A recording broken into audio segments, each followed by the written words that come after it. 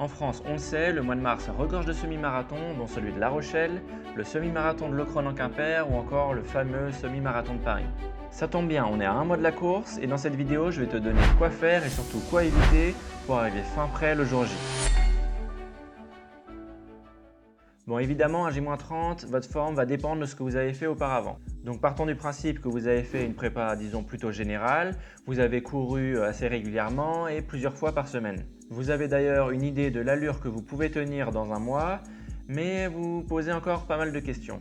Ayant plusieurs semi-marathons à mon actif, dont plusieurs fois celui de Paris et celui de Locronan-Quimper qui arrive dans un peu plus d'un mois, je vais tenter de dissiper toutes vos interrogations. Bon, à 4 semaines de la course, on entre dans la dernière ligne droite de l'entraînement. Normalement, à cette période, votre forme n'est pas encore dingue. Peut-être que votre morale commence à peiner parce que la prépa commence à être longue. Mais ce n'est pas le moment de lâcher, il faut tenir bon. Et vous verrez que les semaines vont passer plutôt vite. Vous vous entraînez fort, vous accumulez de la fatigue et vous êtes en train de vous demander comment vous allez pouvoir tenir cette allure dans un mois. Ne vous inquiétez pas, c'est plutôt normal. L'objectif principal à S-4, c'est de forcer le corps à créer des adaptations en travaillant l'allure semi-marathon. Concrètement, cela passe par au moins une séance à allure semi-marathon avec des longs blocs pour pouvoir créer ces adaptations. Par exemple, vous pouvez faire des séances comme 4 x 9 minutes à récup 2 minutes, ou alors 10 minutes, 15 minutes, 10 minutes allure semi avec des récup de 3 minutes, ou encore des séances de force plus allure semi, c'est-à-dire 3 x 30 secondes à 90% de votre sprint, récup en général 3 minutes, plus 3 x 10 minutes allure semi, récup 3 minutes. Ce type de séance servent à connaître votre allure sur le bout des doigts et selon vos sensations, vous pouvez évidemment l'adapter. Si vous sentez que c'est compliqué, vous pouvez réduire les blocs en passant de 9 minutes à 8 minutes ou bien 7 minutes, mais pas trop réduire quand même parce qu'on cherche à avoir de longs blocs à allure semi. Et si vous sentez que c'est encore trop dur, eh bien, il faudra évidemment réduire l'allure. N'oubliez pas quand même dans ces séances-là que vous êtes en pleine prépa, vous avez la fatigue des autres séances précédentes et donc vous allez arriver plus frais le jour J, donc c'est normal. Si vous avez un peu de mal, normalement vous devrez tenir plus facilement cette allure le jour J grâce à la phase d'affûtage qu'on verra après.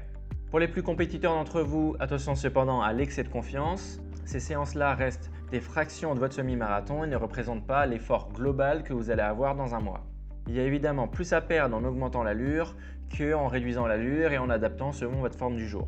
Personnellement, c'est aussi à cette période que je m'entraîne à la prise de gel. Ça laisse assez de temps à votre corps pour assimiler et s'entraîner à digérer ces gels et ou les électrolytes, par exemple pendant la course.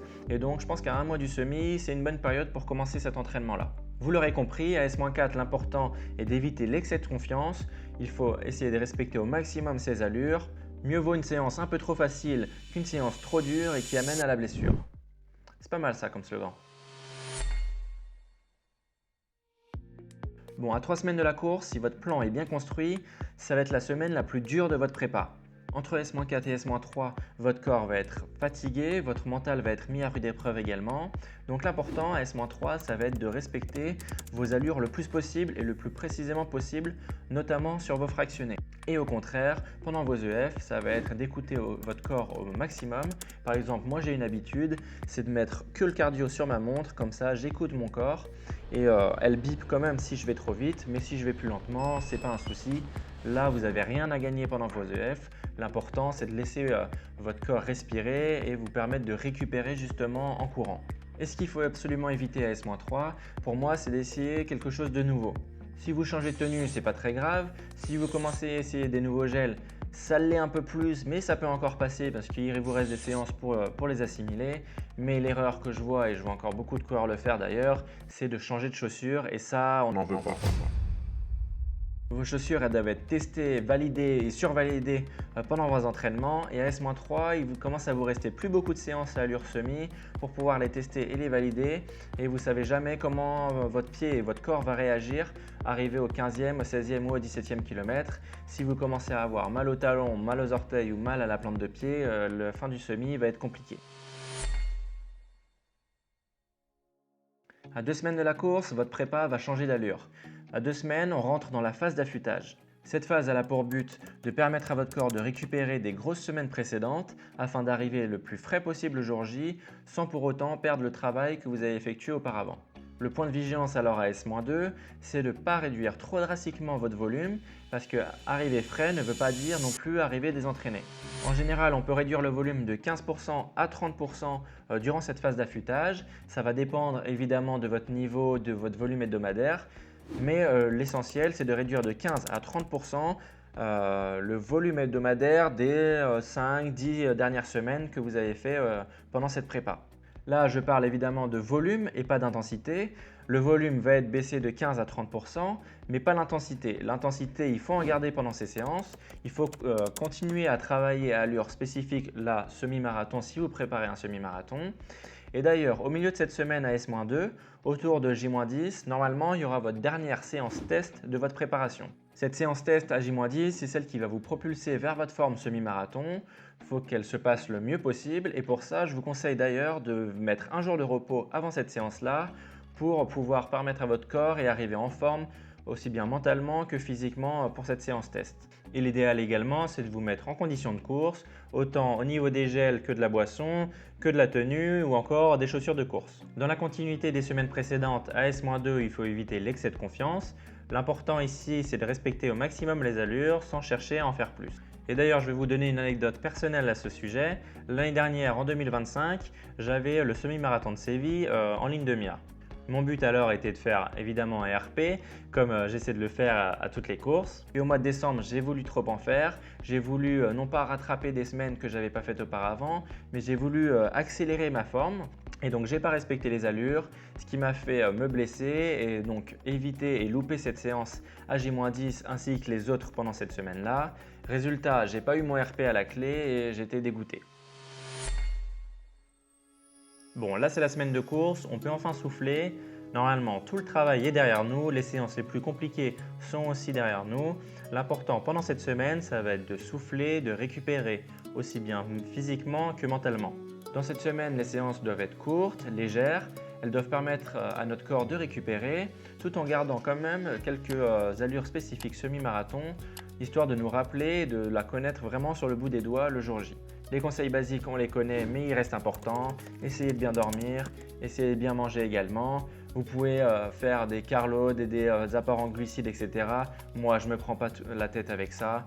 Je mange à ma faim, j'essaye de plus manger la veille de course et de bien manger 3 heures avant la course. Sinon, en termes de nutrition, je ne me prends pas la tête. Essayez de garder ce que vous avez fait durant les semaines précédentes. Une chose par contre que vous pouvez faire et qui ne dépend pas de vos entraînements ni de votre forme physique, ça va être d'anticiper toute la logistique de la course.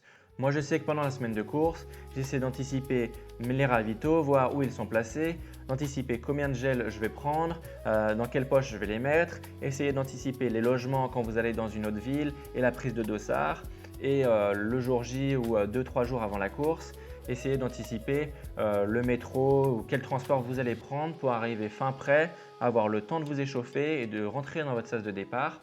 En fait, j'essaie d'éviter le plus de stress possible et de justement m'enlever tout ce qui peut être stressant avant le jour J parce que de toute manière, vous allez vous mettre le stress de la course et donc essayer d'anticiper toute cette logistique-là de course durant cette semaine-là. Et donc ce qu'il faut éviter dans cette dernière semaine, c'est justement de paniquer et d'en faire trop, essayer de rajouter trop d'intensité ou de garder le même volume pour rattraper les séances que vous n'avez pas fait auparavant.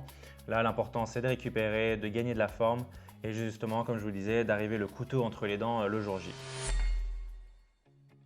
Pour conclure, je dirais que la confiance en soi peut être votre meilleur allié le jour J, mais aussi votre pire ennemi pendant votre prépa. Augmenter les allures, essayer d'augmenter l'intensité des séances peut vous faire gagner en forme si vous le sentez, mais peut aussi vous amener à la blessure.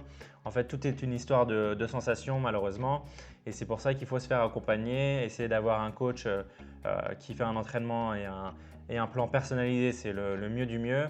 Mais essayez aussi d'avoir ses sensations, ses propres sensations et essayer d'écouter votre corps le plus possible. D'ailleurs, s'entraîner un mois avant la course, évidemment, ne suffit pas. Là, je vous ai fait les 4 dernières séances, mais il faut avoir une prépa spécifique qui est plus longue et une prépa générale avant. Comme je vous l'ai dit dans l'introduction, il faut essayer de s'entraîner quand même pas mal avant sa course. Je dirais au moins 12 semaines, voire 16 semaines de prépa serait bien. Au moins, comme je le dis assez souvent, Si c'est pas pour battre votre record, au moins pour ne pas trop subir la course et être dégoûté en fait de votre course. Parce que ça aussi, j'en vois des coureurs qui font une prépa marathon en 12 semaines, ce qui peut être bien, mais au final qui ne veuillent plus entendre parler de la course à pied pendant 1 mois, 2 mois ou 3 mois après la course parce que évidemment ils ont trop souffert et ils n'étaient pas assez prêts. Si vous avez réussi à écouter vos sensations et si vos semaines se sont bien passées et que vous avez réussi à enchaîner vos entraînements, alors je vous souhaite évidemment bon courage pour votre prépa semi-marathon et pour votre course qui est dans 2, 3 ou une semaine. Et moi, je retourne m'entraîner parce que j'ai aussi ma prépa semi-marathon, cette fois-ci en meneur d'allure, donc ça va être un peu stressant mais hyper intéressant pour moi. Elle est le 29 mars entre Locronan et Quimper. Et donc, je retourne m'entraîner. Et puis, si vous voulez me suivre, vous savez quoi faire, un petit abonnement. Et puis, on se retrouve à la prochaine. Allez, ciao!